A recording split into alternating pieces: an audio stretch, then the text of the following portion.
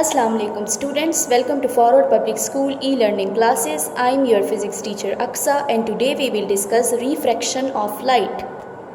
Page number 68. Refraction of light. Although light travels in straight lines in a transparent medium such as air, if it passes into a different material such as water, it changes direction at the boundary of the two material, that is it is bent.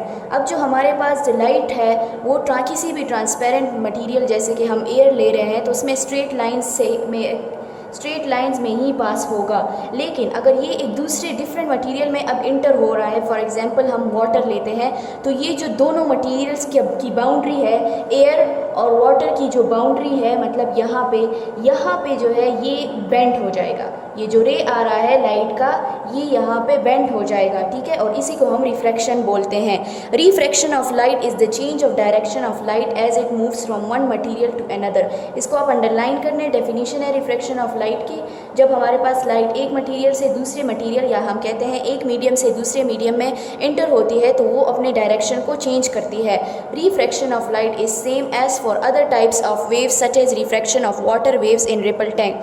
Refraction of light का phenomena बिल्कुल वैसे ही है जैसे हमने ripple tank में पढ़ा था, लेकिन सिर्फ डिफरेंस ये है कि रिपल टैंक में हमारे पास सिर्फ एक ही मीडियम था जो कि वाटर था, और यहाँ पे हम दो मीडियम को ले रहे हैं, एयर को और वाटर को, ठीक है। The following terms are use describing the refraction of light. Refraction of light के लिए हम बारी बारी ये डिफरेंट टर्म्स जो हैं ये पढ़ेंगे। अब इंसिडेंट रे। अब इंसिडेंट रे क्या चीज़ होती है? The ray of light approaching the boundary refracting surface between two media. अब इस फिगर में आप देख सकते हैं जो ये रे आ रही है बाउंड्री की जानिब, इसे हम इंसिडेंट रे बोल रहे हैं। रिफ्रैक्टेड रे, the ray of light moving away from the boundary between the two media. अब ये बाउंड्री है दो मीडिया के बीच में, अब ये लाइट जो है ये मूविंग अवे मतलब डायरेक्शन जिसकी चेंज है, इसको हम रिफ्रैक्टेड रे बोल रहे हैं। Point of incidence, the point eight which the incident ray strikes the refracting surface. अब इस सरफेस को जिस पॉइंट पे जो इनकमिंग रे आ रहा है जहाँ पे ये स्ट्राइक करेगा उसे हम पॉइंट ऑफ इंसिडेंस बोलते हैं, ठीक है।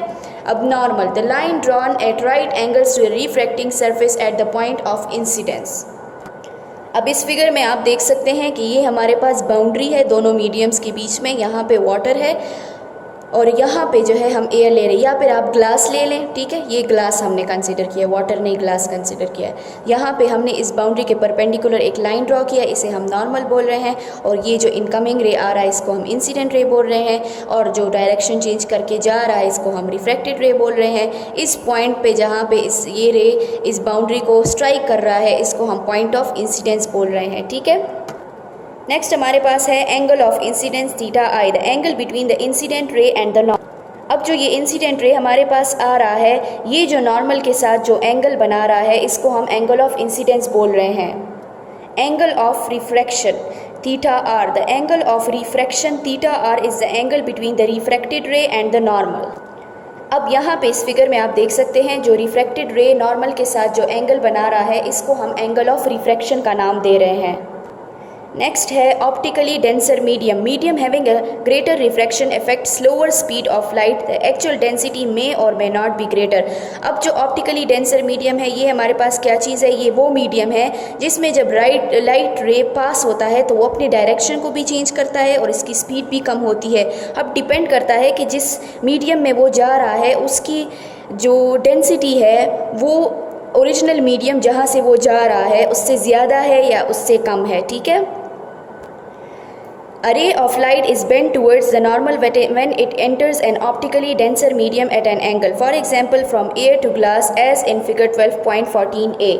यहाँ पे आप देख सकते हैं कि हमने पहला मीडियम एयर लिया है और जिसमें वो एंटर हो रहा है लाइट रे उसको हमने ग्लास लिया है, और हम देख सकते हैं कि जो ग्लास है वो डेंसर होती है एयर से, ठीक है। तो अब ये लेस डेंसर मीडियम से डेंसर मीडियम की जानिब जब में इंटर हो रहा है जिसमें इंटर हो रहा है तो ये नॉर्मल की तरफ जो है क्लोज़र, ये रे नॉर्मल की तरफ थोड़ा सा क्लोज बेंड होगा, ठीक है। The angle of refraction theta r is less than the angle of incidence. Theta I is greater than theta r. A ray of light is bent away from the normal when it enters an optically less dense medium, for example from glass to air as in figure 12.14b. The angle of refraction theta r is greater than the angle of incidence. Theta I is less than theta r.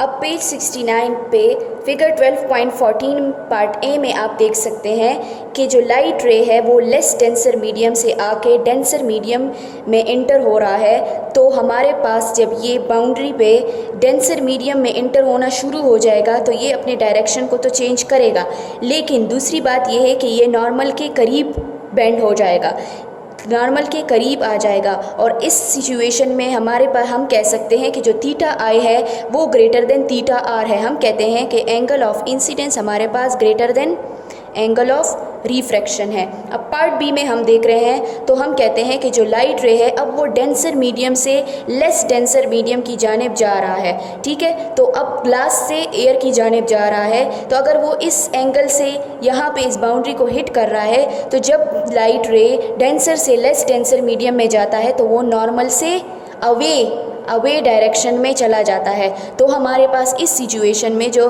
Theta are है angle of refraction वो angle of incidence से बड़ा हो गया। हम कह सकते हैं कि जो हमारे पास इस सिचुएशन में theta r is greater than angle of incidence. ठीक है, थीटा आई।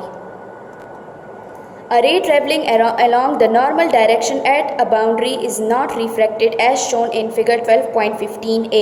अब फिगर 12.15a में हम देख सकते हैं हमारे पास ये परपेंडिकुलर जो बाउंड्री के लाइन आ रहा है इसको हम नॉर्मल बोल रहे हैं। सपोज़ हमारे पास अब लाइट रे जो है इसी नॉर्मल से आ रहा है, तो जब ये बाउंड्री पे हिट करेगा तो ये स्ट्रेट ही पास हो जाएगा, ये रिफ्लेक्ट नहीं करेगा, अपने डायरेक्शन में चेंज नहीं लाएगा। A ray emerging from a parallel sided block is parallel to the ray entering but is dispersed sideways like the ray in figure 12.15b।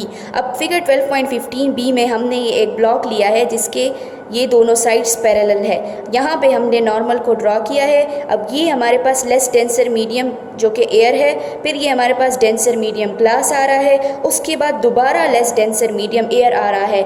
यहाँ से एक इंसिडेंट रे आके यहाँ पे इस बाउंड्री पे स्ट्राइक करता है। इसके बाद ये अपने डायरेक्शन को चेंज करके नॉर्मल की जानिब थोड़ा सा बेंड हो जाता है। ठीक है, अब इस वाले लाइन पे भी हमने एक नॉर्मल को ड्रॉ कर दिया है। तो जब लाइट रे यहाँ पे आएगी तो ये वापस बेंड अवे हो जाएगी नॉर्मल से। तो हम कह सकते हैं कि जो इंसिडेंट रे इंटर हो रहा है और जो छोड़ रहा है इस यहाँ से जो बाहर जा रहा है रे, ये दोनों अपने एक दूसरे के पैरेलल है, ये दोनों एक दूसरे के पैरेलल है। ठीक है, उम्मीद है स्टूडेंट्स आपको आज का टॉपिक समझ में आ गया होगा। स्टे होम, स्टे सेफ, अल्लाह हाफिज़।